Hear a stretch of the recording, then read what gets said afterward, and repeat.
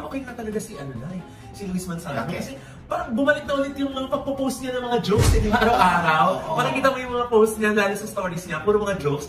Ganun na ulit ngayon. At hindi lang yan dahil nabigay pa ng hint si Luis kung saan niya ba siya gustong ibalik. Sa Minute to Win It, Deal or No Deal, or dun sa Rainbow Rumble. Ibig sabihin, yung pahiwatig ni Luis na handa na siyang bumalik sa mundo na kabisadong-kabisado niya at kabisadong-kabisado siya. Sa television, sa game shows. Kasi dito kasi may mga comment na huwag na daw babalik sa politics. Kahit naman ako tatanungin mo dahil kilala ko si Luis. Doon naman dinili na ko na si Luis sa politics.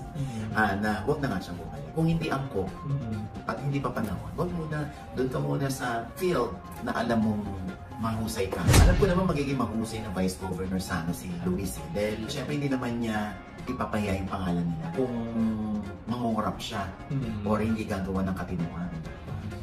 Basta, ang atin dito bilang kasama niya sa industriya, happy tayo kung makakabalik si Luis sa game show as game show master. Diba?